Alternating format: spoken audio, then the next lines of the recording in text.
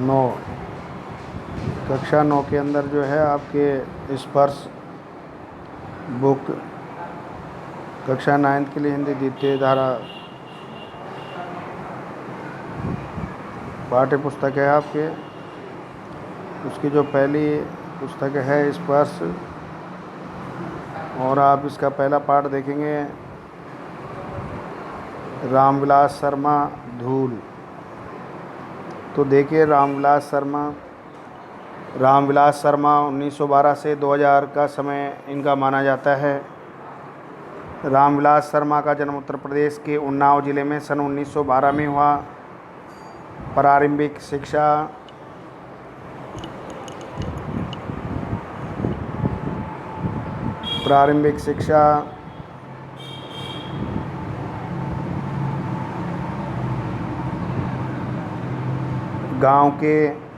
गांव में पाई। उच्च शिक्षा के लिए लखनऊ आ गए।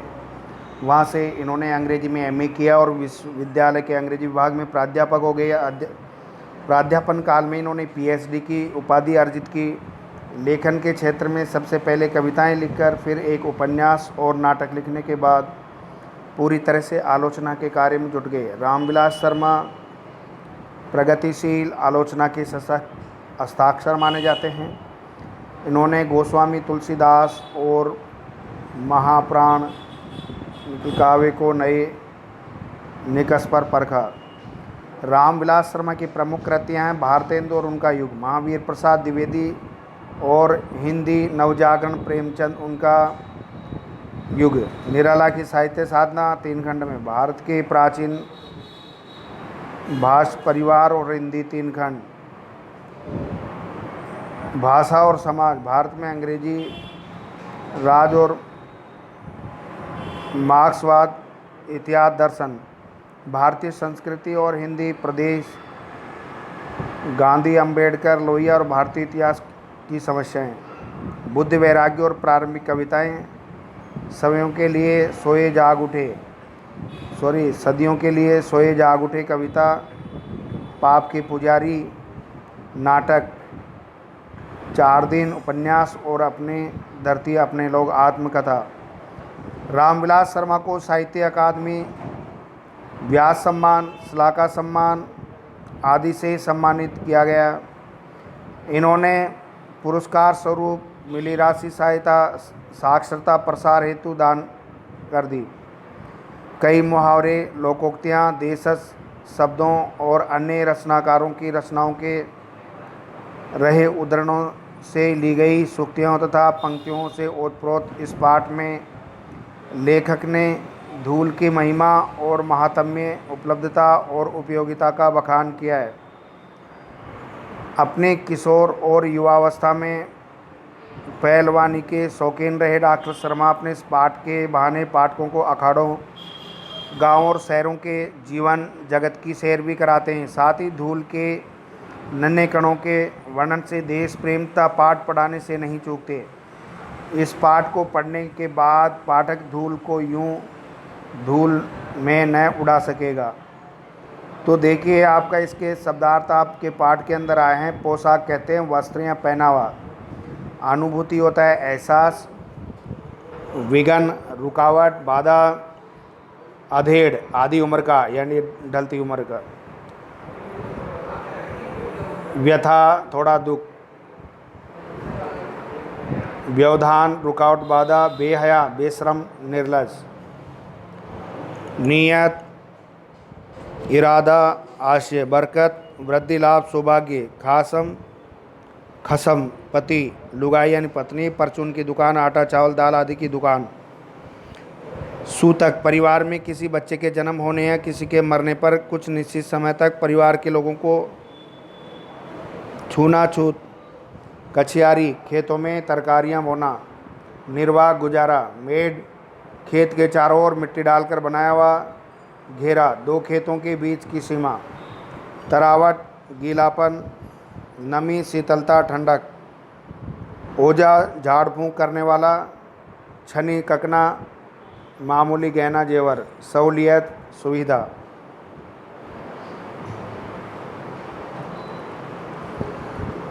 तो आप देखिए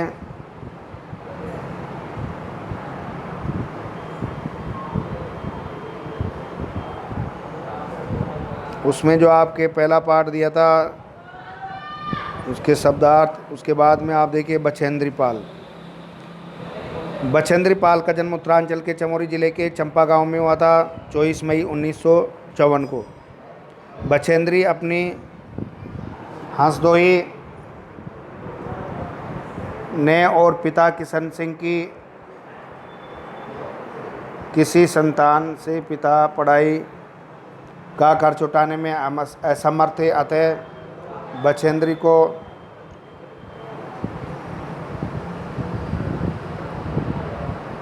अतः बछेंद्री को 8वीं से आगे की पढ़ाई का खर्च सिलाई कढ़ाई करके जुटाना पड़ा। 10वीं पास करने के बाद बछेंद्री के प्रिंसिपल ने उनके पिता को उनकी आगे की पढ़ाई के लिए सहमत किया। बछेंद्री ने ऐसी विषम परिस्थितियों के बावजूद संस्कृत से एमए और फिर बीएड की शिक्षा हासिल की। लक्ष्य के प्रति इसी समर्पण भाव ने इन्हें एवरेस्ट पर विजय पाने वाली पहली भारतीय पर्वतारोही होने का गौरव दिलाया। बछेंद्री को पहाड़ों पर चढ़ने का चाव बचपन से ही था। जब इनका बड़ा भाई इन्हें पहाड़ पर चढ़ने से रोकता था और इनसे 6 साल छोटे भाई को पहाड़ पर चढ़ने के लिए उकसाता था, तब बछेंद्री को बहुत बुरा लगता था। वह सोचती थी कि भाई ये क्यों नहीं समझता कि जो काम छोटा भाई कर सकता है वह उसकी ये बहन भी कर सकती है। लोग लड़कियों को इतना कोमल नाजुक क्यों समझते हैं। बहरहाल पहाड़ों पर चढ़ने की उनकी इच्छा बचपन में पूरी होती रही। चूँकि इनका परिवार साल के कुछ महीने एक ऊंचाई वाले गांव में बिताता था और कुछ महीने पहाड़ से नीचे तराई में बसे एक और गांव में। जिस मौसम में परिवार नीचे तराई वाले गांव में आ जाता था, उन महीनों में स्कूल जाने के लिए बछेंद्री को भी 5-6 मील पहाड़ की चढ़नी और उतरनी पड़ती थी। इधर बछेंद्री को पढ़ाई पूरी हुई, उधर इंडियन माउंटेन फाउंडेशन ने एवरेस्ट अभियान पर जाने का साहस रखने वाली महिलाओं की खोज शुरू की। बछेंद्री इस अभियान दल में शामिल हो गई। ट्रेनिंग के दौरान बछेंद्री 7500 मीटर ऊंची मान चोटी पर सफलतापूर्वक चढ़ी। कई महीनों के अभ्यास के बाद आखिर वह दिन आ ही गया जब उन्होंने एवरेस्ट विजय के लिए प्रयाण किया। बछेंद्र ने एवरेस्ट विजय की अपनी रोमांचक पर्वतारोहण यात्रा का संपूर्ण विवरण स्वयं ही कलमबद्ध किया है। प्रस्तुत अंश उसी विवरण से लिया गया है। ये लोमहर्षक अंश बछेंद्री के उस अंतिम पड़ाव से शिखर तक पहुंचकर तिरंगा लहराने के पल पल का ब्यौरा बयान करता है। इसे पढ़ते हुए ऐसा लगता है मानो पाठक भी उनके कदम से कदम मिलाता हुआ सभी खतरों को खुद झेलता हुआ एवरेस्ट के शिखर पर जा रहे हों। उसके बाद देखो इन्होंने लिखा है एवरेस्ट मेरी शिखर यात्रा। एवरेस्ट मेरी शिखर यात्रा। तो पाठ को देखिए आप। एवरेस्ट अभियान दल 7 मार्च को दिल्ली से काठमांडू के लिए हवाई जहाज से चल दिया। एक मजबूत अग्रिम दल बहुत पहले ही चला गया था, जिससे कि वह हमारे बेस कैंप पहुंचने से पहले दुर्गम हिमपात के रास्ते को साफ कर सके। मतलब इनसे भी आगे एक दूसरा कैंप चल रहा था। उसको हिमपात का मतलब है जो बर्फ़बारी होती है उसको साफ करते हुए चलना। नमजे बाजार सरपाड़ एक सर्वाधिक महत्वपूर्ण नगरीय क्षेत्र है। अधिकांश शेरपा इसी स्थान तथा यहीं के आसपास के गाँव के होते हैं। नमचे बाजारी ही था जहाँ से मैंने सर्वप्रथम एवरेस्ट को निहारा, जो नेपालियों में सागर माथा के नाम से प्रसिद्ध है। मुझे नाम अच्छा लगा। एवरेस्ट की तरफ गैर से देखते मैंने एक बर्फ़ का बड़ा पुल देखा जो पर्वत शिखर पर लहराता एक ध्वज सा लग रहा था। मुझे बताया गया कि यह दृश्य शिखर की ऊपरी सतह के आसपास 150 किलोमीटर अथवा इससे भी अधिक की गति से हवा चलने के कारण बनता था। क्योंकि तेज़ हवा से सूखा पर्वत पर उड़ता रहता था, बर्फ़ का ये ध्वज 10 किलोमीटर इससे भी लंबा हो सकता था। शिखर पर जाने वाले प्रत्येक व्यक्ति को दक्षिण पूर्वी पहाड़ पर इन तूफानों को झेलना पड़ता था। विशेषकर ख़राब मौसम में ये मुझे डराने के लिए काफ़ी था। फिर भी मैं एवरेस्ट के प्रति विचित्र रूप से आकर्षित थी और इसी कठिनतम चुनौतियों का सामना करना चाहती थी। जब हम 26 मार्च को पेरिस पहुँचे, हमें हिमस्खलन के कारण हुई एक शेरपा कुली की मृत्यु का दुखद समाचार मिला। हिमपात पर जोड़ले अभियान